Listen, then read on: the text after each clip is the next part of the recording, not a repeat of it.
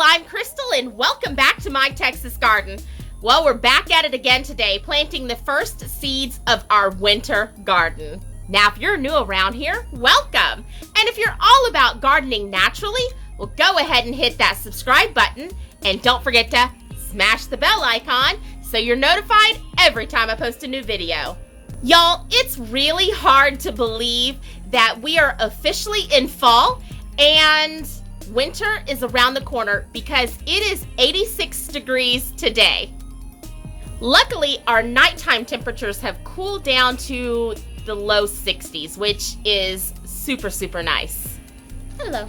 Oh, my baby. He's such a baby. He's such a baby. Oh, he's such a baby.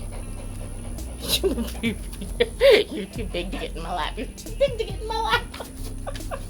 So in my last video, you saw me plant cabbage, Brussels sprouts, broccoli, cauliflower, celery, and leeks. Now those are all cool weather crops that have a very long time to maturity.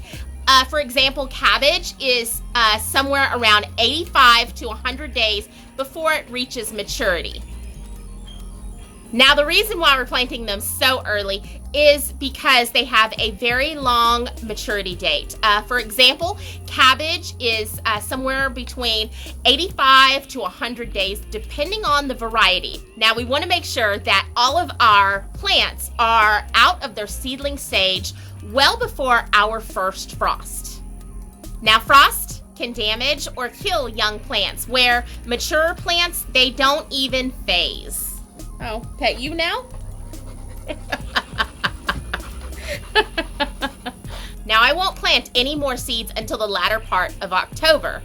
And that's because our first estimated frost date is the last part of November to early December. Now, as you're planning your winter garden, you want to make sure that you're planning for your area. So it's really super important to know your estimated first frost date. And the goal is to have your garden planted out 1 month before your estimated average first frost. So now that I have all of my long maturing seeds planted, the next few weeks I'm going to be moving into a phase of clean out the garden. Now I'm not going to be doing any tilling, so basically what I'm going to be doing is just removing plants, cutting grass, and throwing down thick hay. I think it's also time to bring in some new soil this year, so I'll be doing that all before my winter garden goes in. So now that I have all of my seeds for my long maturing plants planted in soil, I want to talk to y'all about adding a pop of color in your winter garden. Now, most of us in the fall decorate our front porches with mums, and they're absolutely gorgeous, and I am no exception. I actually went out earlier today and bought a mum and planted it into a container right by my front door. But there is a flower that most of us can grow here in the South all winter long, the pansy. Now, pansies actually prefer cooler weather, and they just really don't do all that great in the heat. Pansies are also edible and go great in salads. Pansies are cold tolerant into the mid-20s. Now, freezing weather could kill off the blooms, but it won't affect the plant. So for a pop of color on my front porch, I'm going to be planting pansies in all of my hanging baskets. Now, I started by cleaning out all of my hanging baskets. If you remember, I grew morning glories across the front porch all summer long.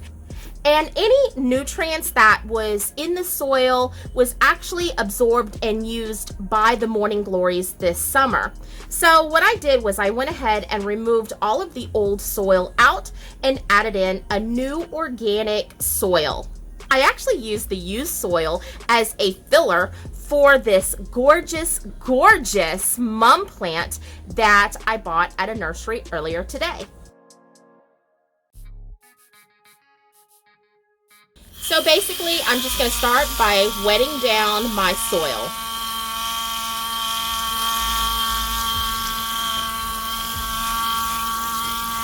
Okay, just like that.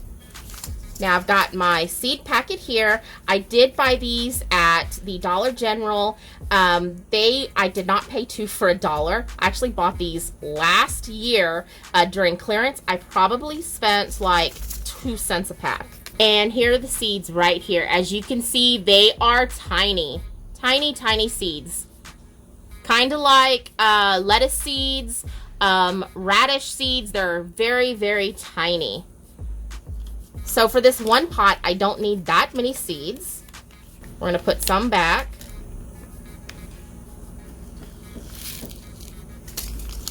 And I'm not too sure how the germination rate for this brand of seeds. I typically don't have a problem with them, even at 70%.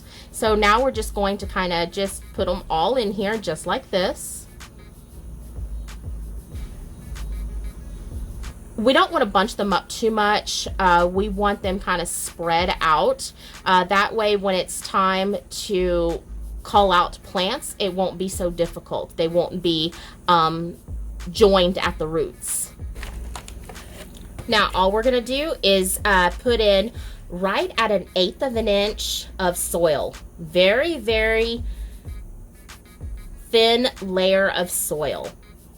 Any big rocks or anything, we're not going to add that in. Now we're going to give it a good smash. We want a nice soil to seed connection. Okay. And give it a light water. We don't want to come in real heavy with the water because the seeds are so close to the surface. So we want very, very light water. So very, very light mist. Just like that.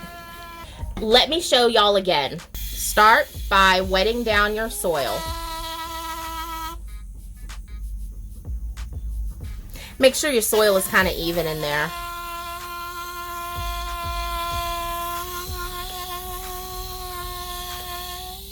And you want to make sure that this soil is wet all the way through.